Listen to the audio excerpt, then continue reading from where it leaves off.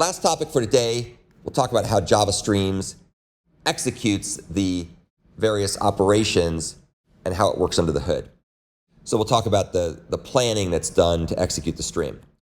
So when a terminal operation is hit, in other words, when it runs, after it's built, after the Streams framework has constructed that linked list of the different stages in the pipeline with the metadata, keeping track of flags that are set or not set, when that terminal operation runs, the Stream framework will pick an execution plan.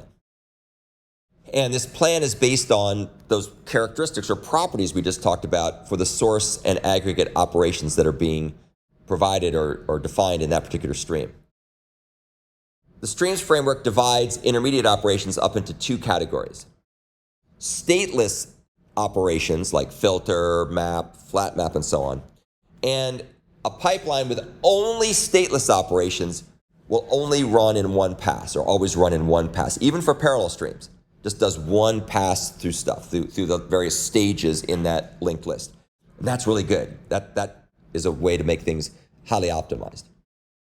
In contrast, if there's any stateful operations in the stream, then those have to be processed slightly differently. And that's because the pipeline has to be divided up into sections and run in multiple passes.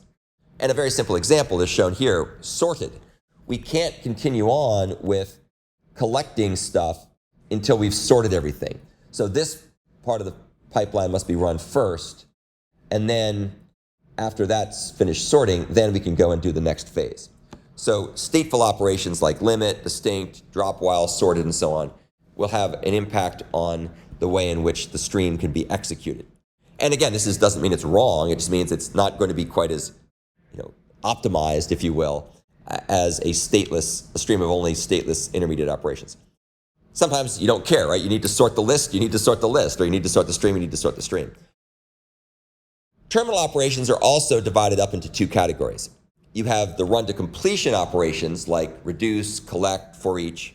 And the way that those work is under the hood, they're processed in bulk using the splitterator for each remaining method. And we'll talk a bit more about that when we get into splitterators later. So what that basically says is, as the name implies, for each element in the stream, apply this particular operation. There's also short-circuiting operations that are terminal operations. Things like any match, find first, none match, find any, and so on and so forth. And for those terminal operations, they have to be processed one element at a time using the splitterator try advance method. And that's because at any point, that try advance method could return false because we found the item, we found the first item or whatever, we found something that didn't match, or we found something that did match, depending on what the terminal operation semantics are. And in that case, we got to bail out. So try advance gives you very fine-grained control of being able to bail out when you reach a point where your short-circuiting terminal operation needs to stop. Whereas with run to completion operations, we just basically say, start at the beginning and run them all, because unless an exception occurs, there's no stopping. We're going to run to completion.